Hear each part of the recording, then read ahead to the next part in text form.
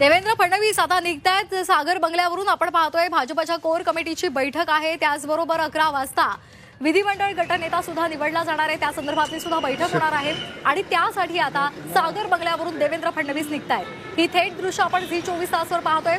राज्यामध्ये आता घडामोडींना वेग आलेला आहे, राजकीय घडामोडींना अत्यंत वेग आलेला आहे। उद्या 5 डिसेंबर आहे आणि उद्या महायुती सरकारचा शपथविधी सोहळा पार पडणार आहे आणि त्यामुळे लवकरात लवकर विधिमंडळ गटनेत्याची निवड करून त्यानंतर तिन्ही पक्ष महायुतीचे राज्यपालांकडे जाऊन सत्ता स्थापनेचा दावा करणार असल्याची सुद्धा माहिती मिळते। सागर बंगल्यावरून आता देवेंद्र फडणवीस निघालेले आहेत।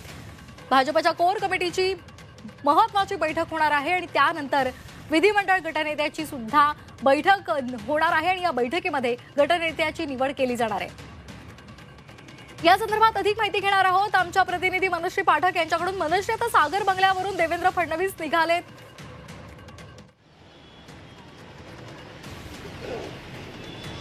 अगदी आपण बघतोय की राजकीय घडामोडींना आज वेग आला आणि जसं मी मगाशी म्हटलं की पुढच्या 5 वर्षांच्या राजकारणासाठी आजचा दिवस अतिशय महत्त्वाचा आहे। त्याच्यामुळे भाजपचा विधिमंडळ पक्षाचा नेता निवड होणं ही अतिशय गरजेची गोष्ट होती। यापूर्वीच अजित पवार, राष्ट्रवादी आणि शिवसेना यांनी आपापले नेते निवडले, मात्र भाजपला ही बैठक घ्यायलाच उशीर झाला।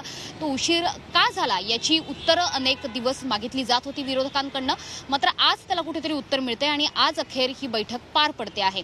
पडद्यामागे बऱ्याचशा घडामोडी गेल्या काही दिवसांमध्ये घडलेले आहे। कालचं राजकीय नाट्य सुद्धा आपण बघितलेलं आहे। एकंदरीतच आता मुख्यमंत्री पदाचा चेहरा हा भाजपचाच असणार यावर कुठलीही शंका उरलेली नाही आणि जास्तीत जास्त देवेंद्र फडणवीसच असणार असं देखील सांगितलं जातंय। त्याच्यामुळे पुढची 5 वर्ष ही देवेंद्र परवाचीच असतील असा विश्वास आता भाजपकडून व्यक्त केला जातोय। मात्र आता रस्सीखेच जी सुरू आहे ती मंत्रिपदाच्या वाटपावरनं। गृहमंत्री पदावरचा जो दावा शिवसेना वारंवार करत होती, तर आता गृहमंत्री पदाच्या रस्सीखेचीपासून विषय आलाय तो म्हणजे गृहनिर्माण पदाच्या मंत्रिपदापर्यंत।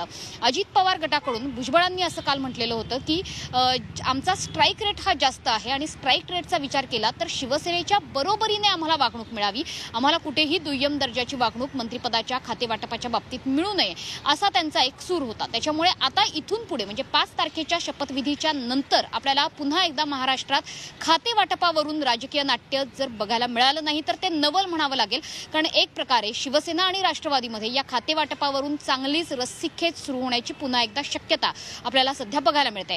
आणि अर्थातच भाजप यामध्ये जास्तीत जास्त मंत्रिपदं ही आपल्याकडे महत्त्वाची खाती कशी राहतील याकडे भाजपचा कल असणार आणि भाजपच्या गोटातूनही हे सांगितलं जाते की भाजप सर्वात मोठा पक्ष ठरलेला आहे। न भूतो न भविष्यती अशा प्रकारचा निकाल या विधानसभेमध्ये भाजपला मिळालेला आहे, तो भाजपच्या पारड्यात पडलेला आहे। त्याच्यामुळे एकंदरीतच भाजप महत्त्वाची खाती ही स्वतःकडे राखून ठेवणार आणि देवेंद्र फडणवीस ही स्वतःची महत्त्वाची जी खाती आहेत ती सहजासहजी मित्रपक्षांना सोडणार नाहीत अशा प्रकारचा सूर भाजपमधून सुद्धा ऐकू येतोय।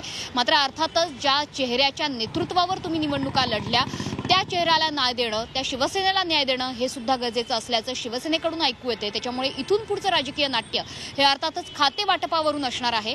5 तारखेला जो शपथविधी होईल त्यामध्ये जास्तीत जास्त असं कळतंय की मुख्यमंत्री आणि 2 उपमुख्यमंत्री अशा प्रकारचा हा शपथविधी 3 जणांचा होईल।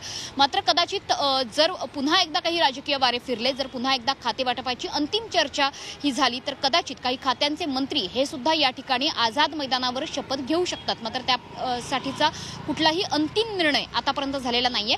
मात्र मुख्यमंत्री आणि 2 उपमुख्यमंत्री हे अर्थातच आझाद मैदानावर शपथ घेतील। काल परवापासूनच आपण आझाद मैदानावरची अतिशय मोठी तयारी, भव्य दिव्य असा हा सोहळा करण्यासाठीची तयारी बघतो आहोत आणि भाजपचे सगळे नेते, पदाधिकारी, कार्यकर्ते हे अक्षरशः झटून कार्यक्रमाला लागलेले आहेत, सगळ्या कार्याला लागलेले आहेत की अगदी घरचं कार्य असल्यासारखा या शपथविधीचा कार्यक्रम पार पाडायचा अशा प्रकारच्या सूचना सुद्धा कार्यकर्त्यांना देण्यात आलेल्या आहेत। त्याच्यामुळे ऐतिहासिक असा हा शपथविधी व्हावा अशी इच्छा भाजपची आहे। त्यामुळेच इतिहासात पहिल्यांदाच या शपथविधी सोहळ्याचं लाईव्ह टेलिकास्ट हे सार्वजनिकरित्या केलं जाणार आहे। त्यामुळे ज्या ज्या ठिकाणी अगदी मनश्री, तू या सर्व घडामोडींवर लक्ष ठेवून राहा।